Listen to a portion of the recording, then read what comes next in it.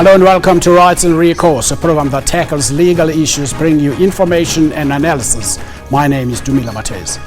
Remember, you can also be part of our discussion today by tweeting us at Rights Recourse or calling our studio line on 011 714 5497 or 5498. Alternatively, email your thoughts about this program and many other programs. You can even suggest what other topics you can discuss on this show to rightsandrecourse@sabc.co.za.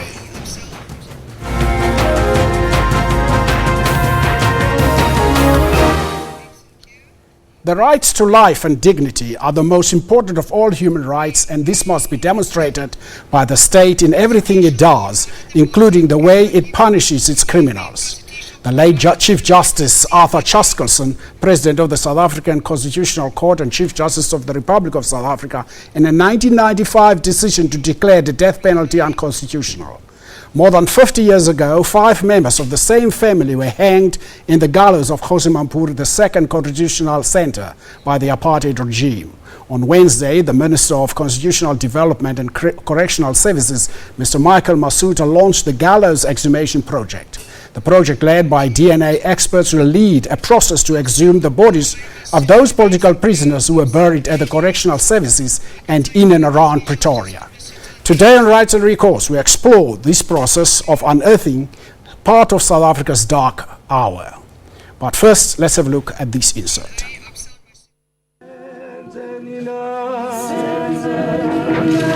A tour of the gallows, opening up old wounds. Hundreds of political prisoners took their last steps here. This rope with this steel ring will break the person's neck from the back. So, and then the person will fall down there and he will die. Just walking those 52 steps that the prisoner had to walk, the condemned prisoner had to walk on his way to his execution is a very emotional and traumatizing experience. If you look at the number of people who were executed, that long list of names, it just breaks you. Families were not allowed to view the bodies. They were buried in unmarked graves. Years later, the bodies are to be exhumed for more dignified burials. As PAC, we are saying this is long overdue. Even you need to understand that these people were hanged in the early 60s, 62, 63, 64, and now we have been in this democratic dispensation for more than 21 years, and then we are only doing it now. But we must appreciate the effort. Generally, we help as an organization, but because we owe it to the families to provide answers in some of the questions. Yes, it does also take us a step forward in terms of reconciliation. The exhumation process is expected to take between 3 to 6 months. DNA identification technology will be used to ensure families receive the right remains. Sipho Stirman, SABC News, Pretoria. Thank you to Sipho there, who was telling us about the process that took place last week, Wednesday. To discuss today's topic, we are joined in the studio by the Honourable Minister of Justice and Correctional Services, Advocate Michael Masuta.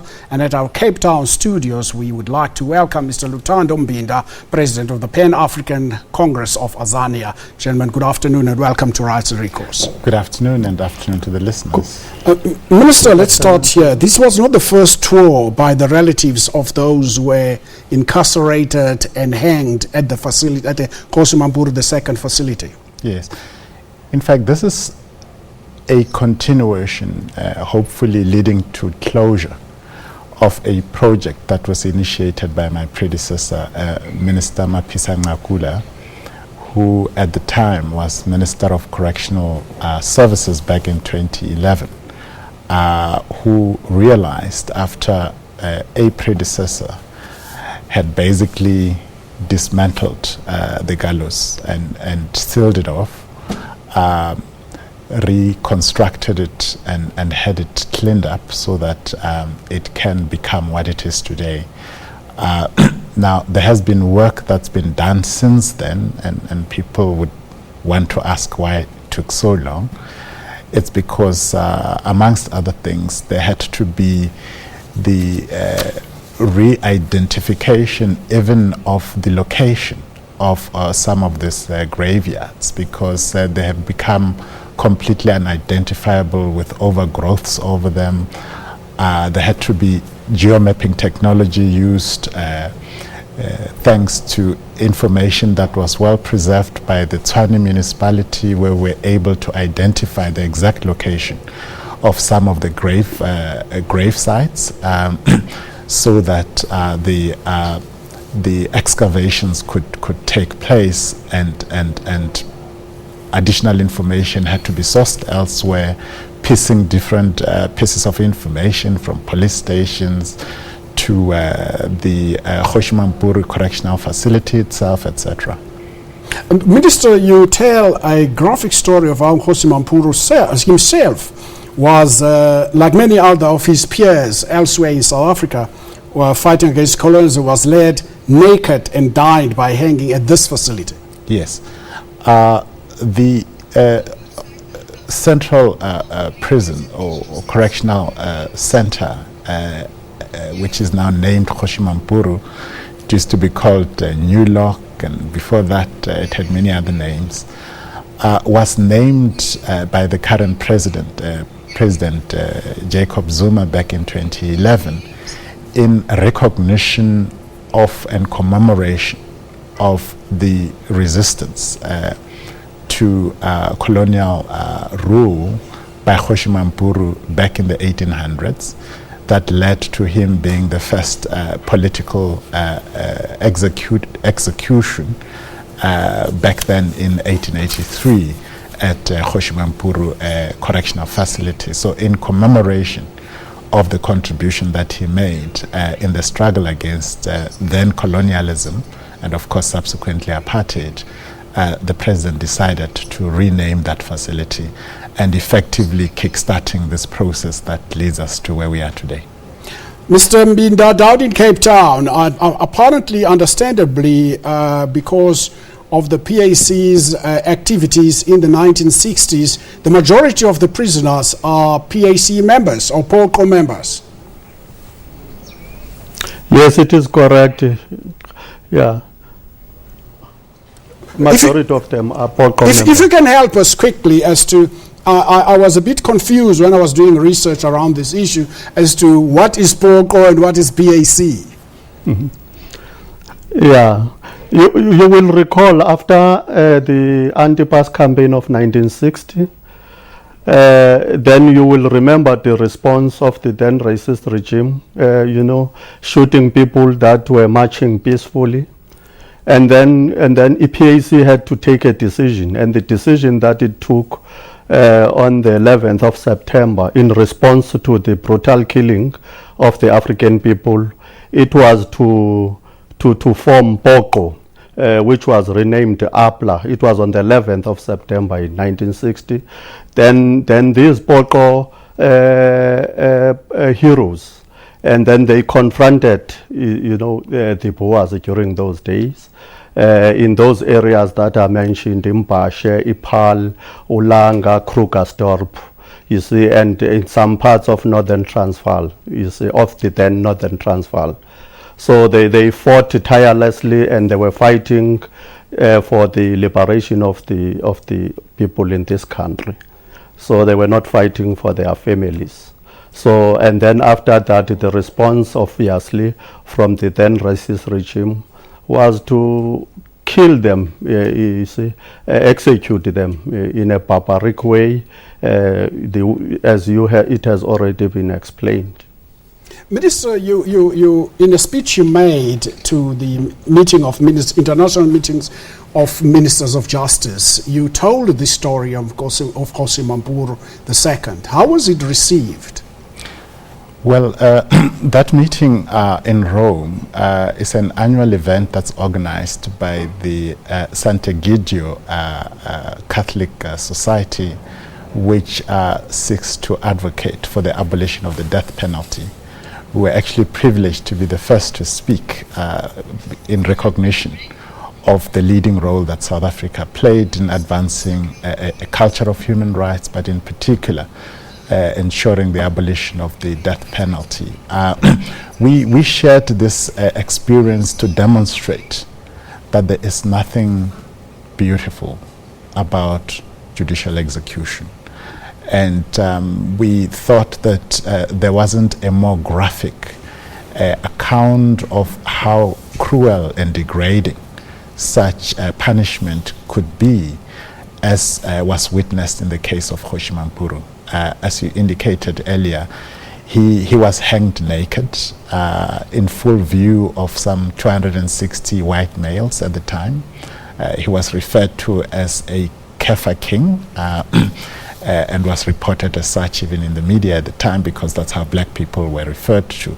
So that has also the racial element, and it was an expression of white supremacy over black. Let's hold it there, Minister. We'll continue our discussion with the Minister. If you'd like to join us in today's discussion, you can join us on 011 714 5497 or 5498. Stay with us.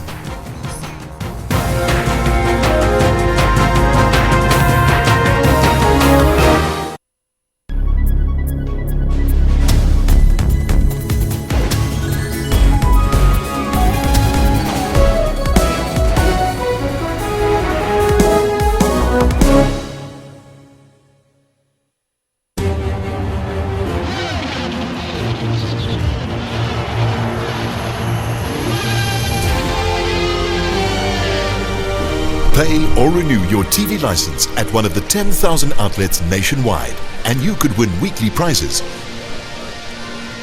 Congratulations to these 10 TV licenses competition winners. Remember, you are still in line to win the grand prize of 50,000 Rand. Pay yours and stand a chance to win. A very good afternoon. You're watching the Midday Report. Lunchtime news amplified. But for now, this is what they call home. Their hope to shift to a higher ground seems to be against the tide. Midday Report provides you with more than just news stories. I just want Port Elizabeth to know that they own a world-class theatre. Good afternoon. You're with the news at 1 in the headlines. Very good afternoon to you. This is News Live. I'm Natasha Thorpe. Let's take a quick look at what's coming up in your headlines. Good afternoon and welcome to A View from the House. For all things news, tune in to Midday Report weekdays at 12 noon only on the SABC News channel. I'm Peter Ndoro. And I'm Prabhakshini Chetty Miller, SAB Miller, and House of Bush InBev. It's something that I need to learn to say more often. Together, produce around a third of the world's beer. It is a mouthful. Have you ever considered skin bleaching? Nigeria tops the list of African countries with 77% of its women bleaching their skin. Now I can see that it is not good because it affects my face and some of my body parts. Thousands of Arab Israelis and Palestinians participated in a big rally. Flight MH17 was shot down by a Russian-made missile. How those chips may fall is a prediction best left to the currency of time. That's Primetime News, Africa Journal, and Your World on SABC News.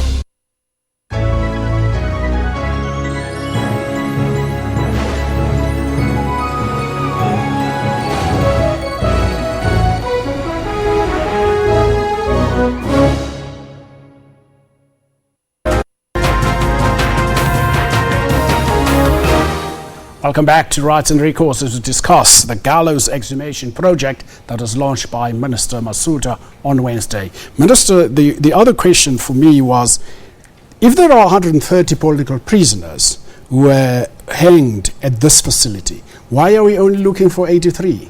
Yes. Soon after democracy, many political parties, including the African National Congress, initiated a party-driven process of identification and exhumation. Some approximately 40 to 50 exhumations were done that way, and that explains why you then have the balance of the 83 that still remain to be exhumed. Of course, there has been mistakes that were made in the process because DNA sampling using a bone is technology that's not more than a decade old or so, and certainly did not exist in South Africa at the time, and that was the only remaining sample that you could use to identify with certainty. So some of those exhumations were not quite accurate, and they had to be re-examined and corrected and so on, but that's detail for another day. What matters really is that we now have much more reliable technology. It's state-driven, and we are very pleased with the work that has been done so far. How far back are we likely to go? I'm coming to you, Mr. Mbinda, but I just wonder, how far back are we likely to go? Well, at this stage, we're focusing between 1960 and 1990, when the death penalty was finally suspended and eventually, after democracy, completely abolished. But there were political executions that date back, as I indicated earlier, even as early as 1883, and possibly even before that. Obviously, bone-based DNA degrades over time, and so to be able to identify with precision is quite challenging the older the remains are. Of course, in some instances, several tests have had to be done. Another sample, a third sample taken until they were able to find some traces of DNA that could be used to determine. But there are other methods that are also being used simultaneously. For example, they're able to tell from the bone structure as to whether it was a male or a female, the age of the person, and compare that with the records, and that would give them an idea of whether they're looking in the right direction or not. Tatumbida, the other thing, I was close to tears when I read the story of the Vulindlela family, where a whole family of 5, including a boy as young as 18 years, were hanged at this facility for apparently the killing of Norman Grobelaar, his wife Elizabeth, and the 2 daughters, Dawn and Elena, and Derek Thompson at the Mbashe River Bridge.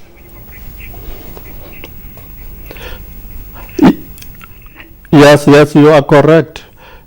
Most of them were when you think about that, it was really a very tragic situation where these 5 family members were just, executed, and what is making us to have more pain is the fact that even the father of the 18-year-old from the Vulindlela family was he even appealed to the court that they must rather hang him than his son. So this 18-year-old boy, he was hanged with his brothers and also with his grandfather. So it is a very painful. It was a very painful situation. The whole family was wiped out, you see, because of defending its own people. Yeah, and they were instructed, they were commanded, by Moses. That was his nickname in Mbashe, and they were operating in the Mbashe River and also Bazia when they did that. Minister, the apartheid government used to use the common purpose doctrine a lot, especially in political cases. Is that common purpose doctrine still in place? I will not want to put myself on the spot. My recollection of criminal law and the law of evidence in that regard is a bit rusty. I can't quite recall if we have retained the principle or whether we've since, well, I studied law during apartheid days when the common purpose doctrine still applied. But essentially it is basically a conviction by association. The mere fact that you were at the wrong place at the wrong time was sufficient for you to end up at the gallows, and that is how unfair the application of that principle was. But we all know that the apartheid system particularly was very vindictive when it comes to black accused persons. They were not usually represented, and very often proceedings were in Afrikaans, and the translation was not always accurate, and with the consequence that many people were convicted wrongly for many reasons. And of course there was prejudice even within the judiciary, which is a legacy we are hoping the judiciary itself is gradually cleansing itself out of. And that was that, for example, if you were a black person and raped a white woman, you were sure to hang. But conversely, if you were a white man raping a black woman, it was most unlikely that you would get a serious sentence. So those were some of the manifestation of racial oppression. And that's one of the reasons why we are launching this project on Human Rights Month, which, as you know, the President declared this year to be to focus specifically on anti-racism as well. Well, let's now take an ad break, and when we return, we'll look at some of the other issues. And if you'd like to join us in this discussion, you can call us on 011-714-5497 or 5498, or tweet us at Rights Recourse, or email us at rightsandrecourse@sabc.co.za. Stay with us.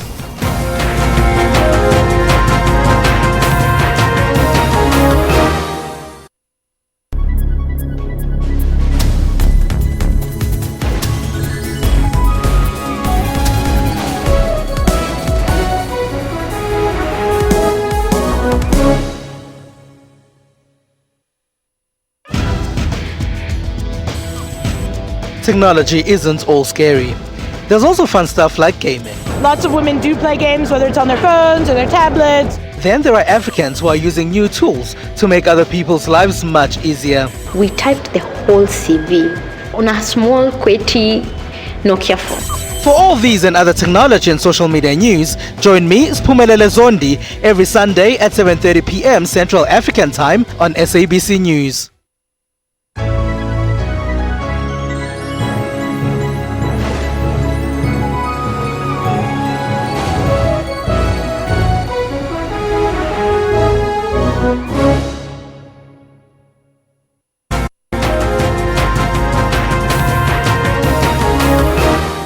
Welcome back. You are still watching Rights and Recourse as we continue our discussion here around the gallows exhumation project. Minister, I asked you earlier as to how far back do you intend going in the exhumation of prisoners who were hanged at this facility, because I read in the City Press this morning that the Hosimampuru's family would really like to know where he was buried. Yes, no, that's true. When I was at Mamune, because since I took office, I attend the ceremony. I've been attending the ceremony every year, commemorating his life and execution in the manner that he was amongst the people of that area, who they consider as one of their heroes. The difficulty with the identification process generally with people who were executed is that, first of all, the system buried them after they have been executed without the involvement of members of the family. Very often they would only disclose where they are buried years after the burial had taken place, in order to suppress the emotional connection between the execution event itself and of course the family as grief. So you had a situation where, for example, up to 3 people would be buried in the same grave. The graves were not marked in order to conceal their identity. And of course, as I said earlier, now we are even having to use old maps that the Tshwane municipality has been having to try and identify and relocate some of those old graves that belonged to the municipality actually, where these people were buried. So it will be extremely, extremely difficult to track that, because even the records do not always point to the exact location of some of these burial sites. Mr. Binda, did the PAC make representation to the government around the issues of exhumation of their members who were incarcerated at Kgosi Mampuru and also hanged there? Yeah, if you will recall, during the time of the first president after the democratic dispensation, Clarence Makwetu, I think he had some discussions with the then president of the country, Utatu Mandela. And then I think after that it was that Bishop Mkhuba, they tried their best, and also Dr. Peko to make presentation, because to us, as I was saying before, that this process is long overdue. It's something that should have been done some time ago. But now at least we are happy that there is a process in place. We are happy that the Minister of Justice, Ndate Mosuta, at least is taking this issue serious. So, but we are hoping that from now going forward, at least we will work together in trying to make sure that the families, they get an opportunity to bury their loved ones in a very dignified manner. Well, if you'd like to join us, I did say you can call us like Sipho has done. Sipho, good afternoon and welcome to Rights and Recourse. Hello. Hello, Sipho, good afternoon. Good afternoon to you, sir. My question goes to the minister. With due respect, normally a person who's in a position to forgive is a person who's in a position to punish. Now, it puts us in a very difficult situation, because as black people, we are not in a position to punish. And we are the ones that are actually all the time wanting to forgive people who are not interested in forgiveness. Your comment. Thank you. That's a very difficult one from Sipho there. He says a person who can forgive is a person who is in a position to mete out justice. No. And presently, no, you can't mete out justice to anybody. Well, we can talk about forgiveness another day, but this process is not really about forgiveness. It's about finding closure for the families whose loved ones were the victims of this judicial executions. That is, executions that are sanctioned by law and by the state. What we're trying to do is achieve some redress for them, partial, because the focus is not really about punishing anybody. The focus is really about identifying the whereabouts and actually eventually recovering the remains of the loved ones, and make sure that they get the opportunity to bury their loved ones in dignity and find closure. And that's why part of what we have also requested, I heard you mention correctly so, that we were looking at 3 to 6 months to complete the project. But I have requested the officials that they slow down a bit to allow the families to be part of the exhumations themselves as well, because I think that that moment is a very special and a very crucial one, so that they're able to perform whatever rituals they would want to perform at the point of exhumation, rather than simply do the handover and reburials only with them. So as a consequence of that, I think that the initial time schedule is going to be expanded, because my insistence is that it's taken this long to get to this point. There is no point in rushing it just for the sake of bringing quick closure, because there are no quick closures when it comes to matters of this nature. Mr. Binda, you said the family would like to The minister has just alluded to the fact that he would like the families to be part of that. You are saying we spoke earlier about the Vulindlela family that had 5 people executed. There's another family, the Bly family, that had 3 people executed. Do they still have family members who can be part of the process? Yes, Ndati Mateza, they do have families. I mean, you know that, as African people, we normally have extended families. The Vulindlela family obviously is from Bashe, and there is a Vulindlela family in Bashe. So if at least those families would be consulted, I think that will be a very, very good thing, more especially by government. We will also do our part as PAC to ensure that at least those members of the families are found.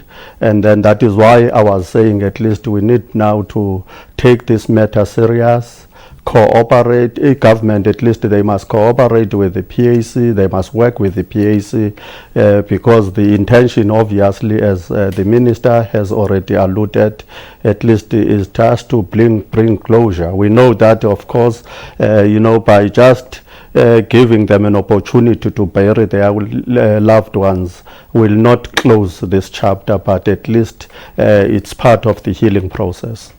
I noticed in the research that many of the PAC members who were incarcerated and hanged at this facility were from around Paarl and Cape Town, Langa. I know the PAC had a very strong presence in Langa, but many of them were tribesmen from the Transkei. You are correct. There was a group which came from Kofimvaba, Queenstown, and then they took a train to Paarl, because they were busy attacking the state institutions then, and also the police as they were defending, apartheid.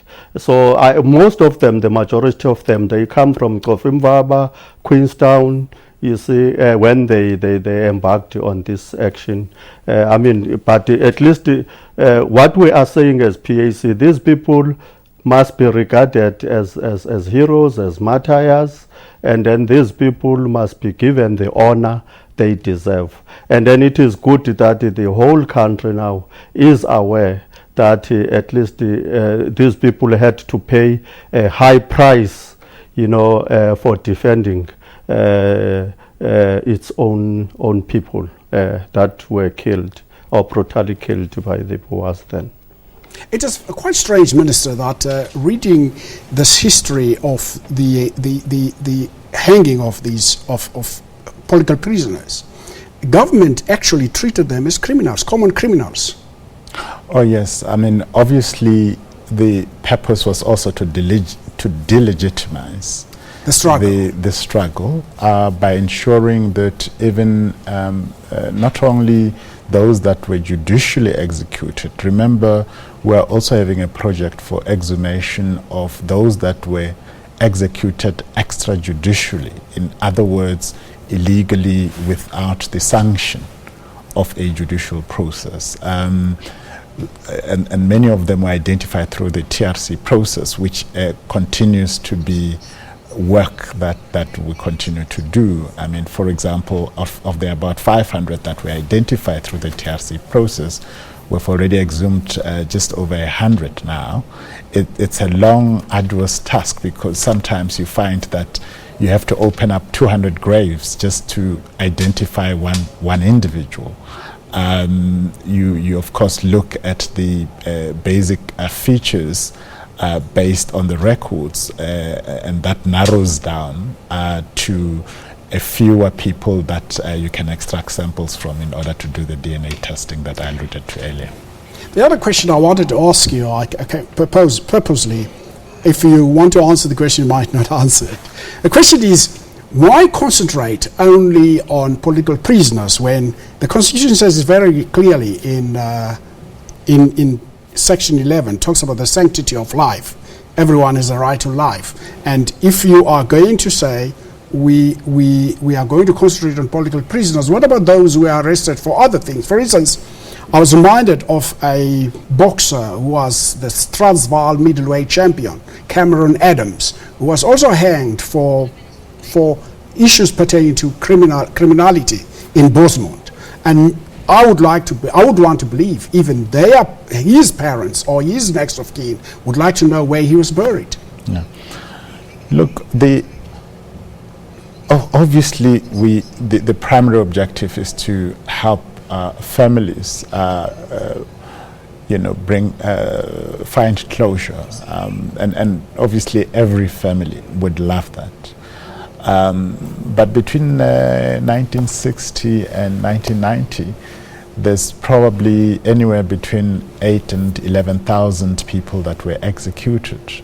To try and exhume and rebury all of those people will probably take the entire budget of the country. It's just not practical. But the other fact is that life has already been taken in all those cases, so there is no life to defend. There is no right to life to defend. We had a system that had no respect for life, and that is part of the history. What we are doing is not to uphold the right to life, because that came after 1994 with the current constitutional order. What we're trying to do is to give recognition to the contribution that was made towards the kind of democracy and freedoms and Bill of Rights and constitutional order that we today have, to remind all of us really that none of this came on a silver plate.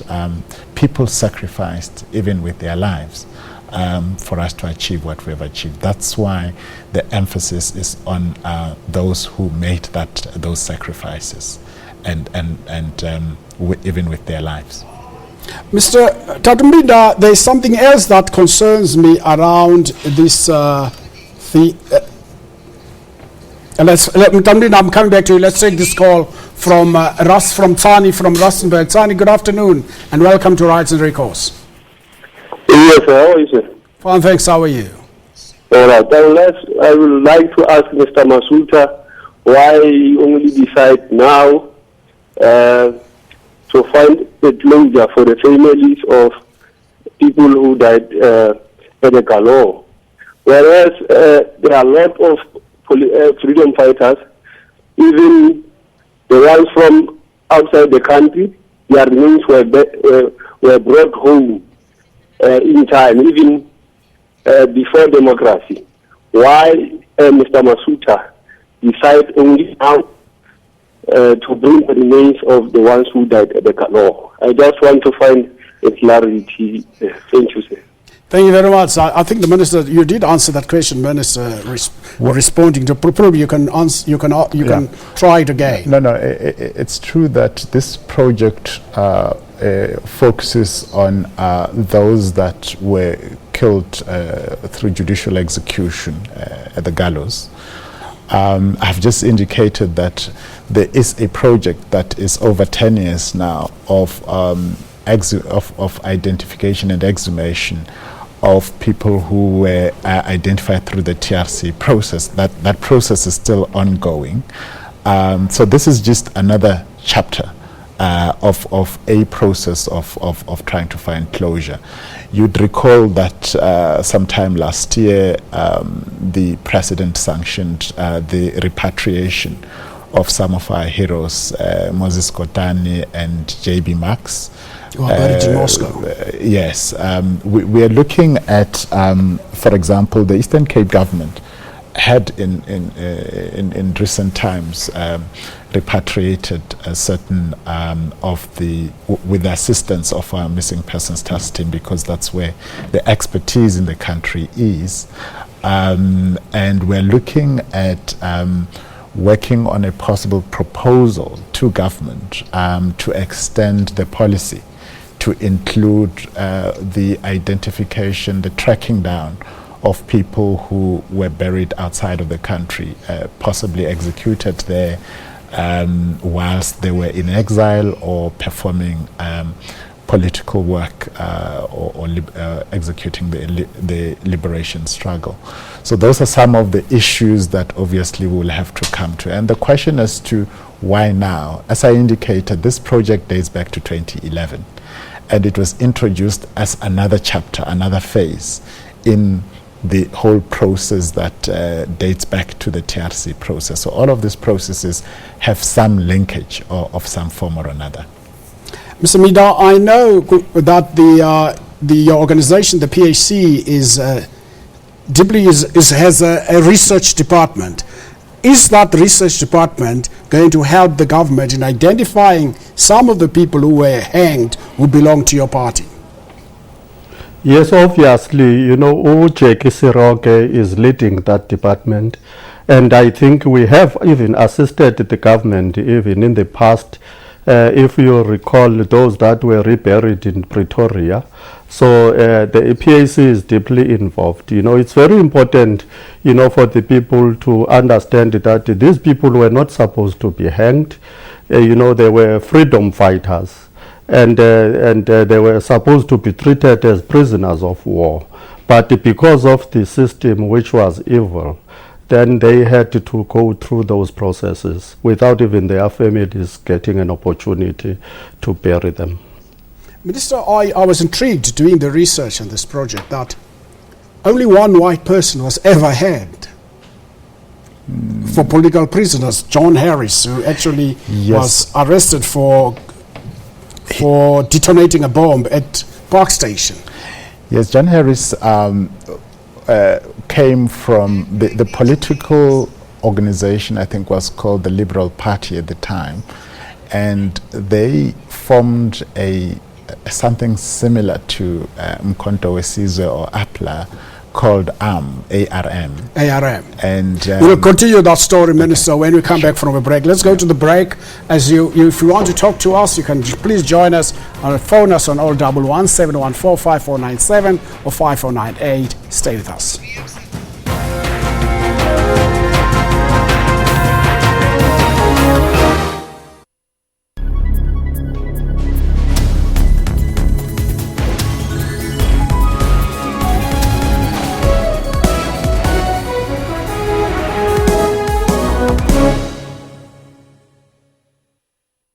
The deepening hunger crisis in Malawi is threatening the survival of children. And also it is the life-threatening part of malnutrition. Malawi is facing its worst food crisis in 9 years. Mugabe is the world's oldest sitting head of state, ahead of Queen Elizabeth of Britain. The veteran leader seeks to temporarily forget his party's problems and instead focus on his legacy. But he shows no sign of slowing down or stepping down from power after 36 years in office.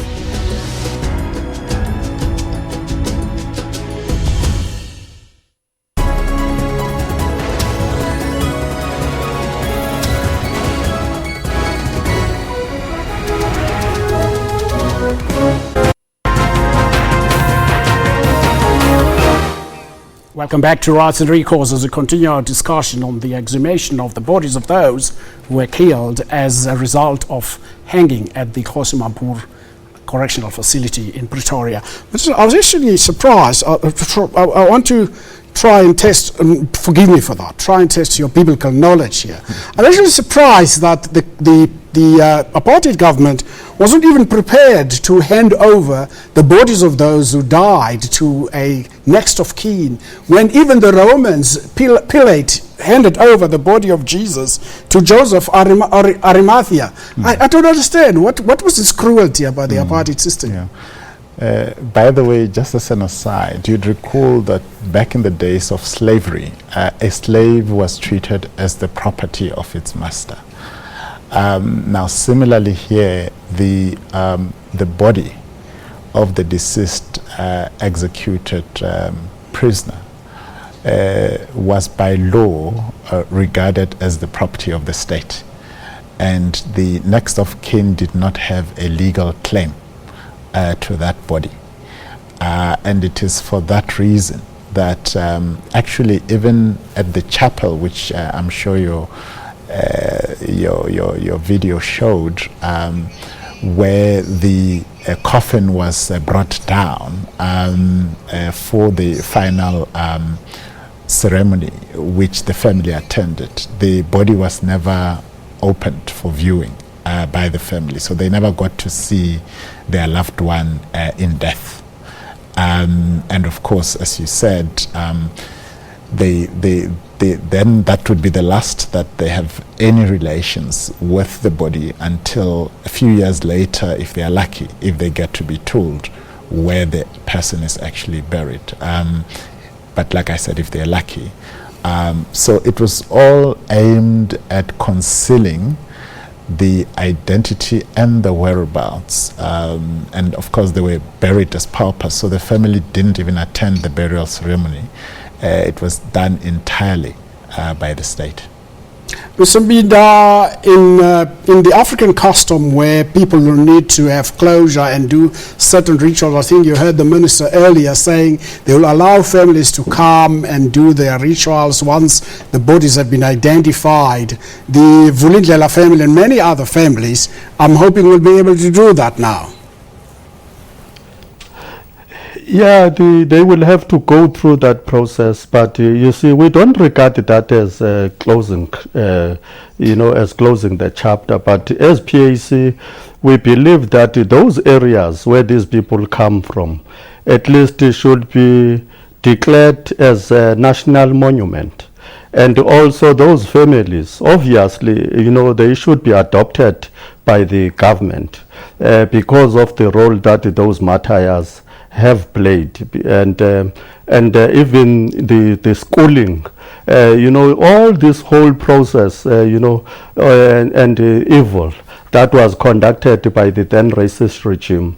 It must be included in the school curriculum, because it is very important. Because to me, if at least we take that approach, then at least that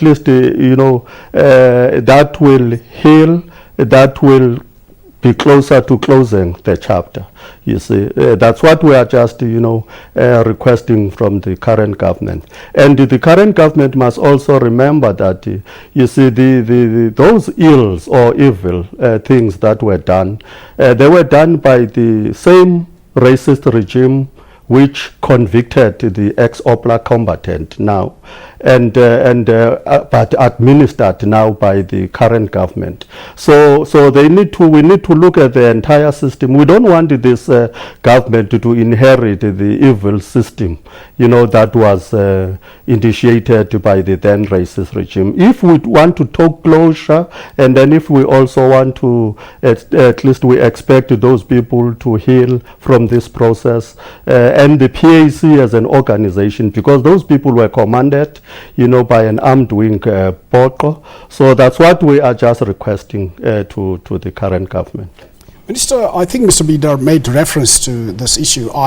The information I found the information that I'm referring to, that I used to draft my questions by mistake, because apparently there is very little that is written about these very acts that were happening in between the hanging and the time people spent in jail. What are we doing around that to look after the legacy and the historical side or the heritage?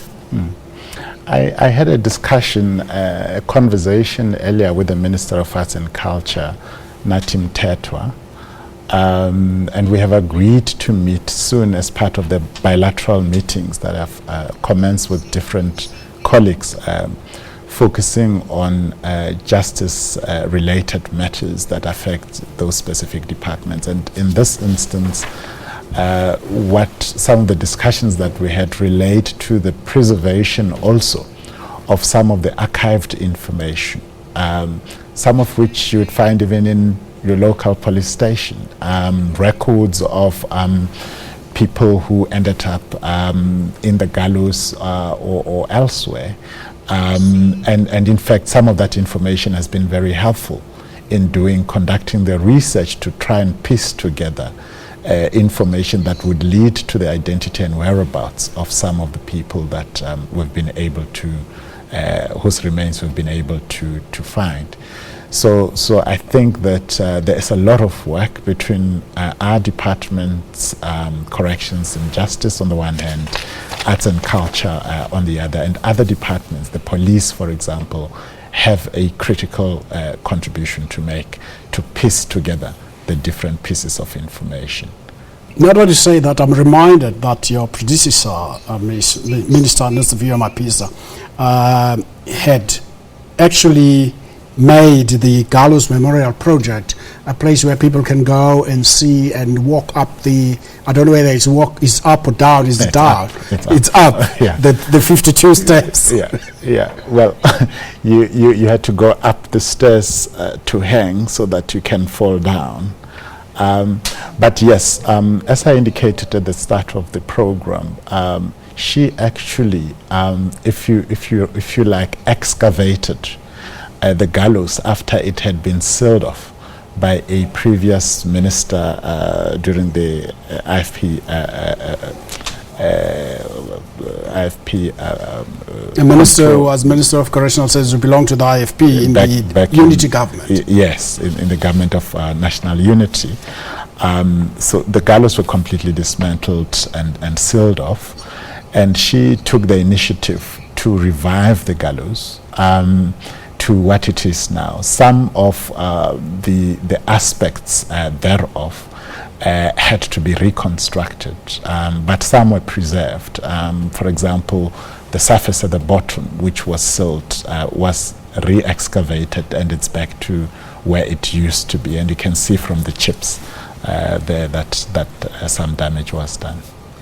Well, we'll continue our discussion here as we're going towards the end of our program, but you can still call us on 011-714-5497 or 5498 or tweet us at Rights Recourse. We did say some time ago that we'd like to dedicate a day and speak about Africa, and if you want us to talk about something in Africa, you can give us a call and tell us. Don't go away. We'll be back right after this.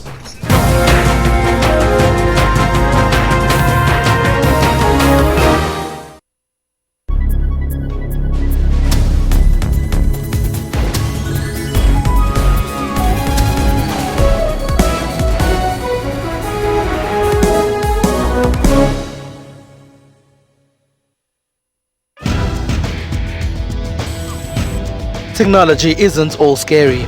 There's also fun stuff like gaming. Lots of women do play games, whether it's on their phones or their tablets. Then there are Africans who are using new tools to make other people's lives much easier. We typed the whole CV on a small, QWERTY Nokia phone. For all these and other technology and social media news, join me, Spumelele Zondi, every Sunday at 7:30 p.m. Central African Time on SABC News.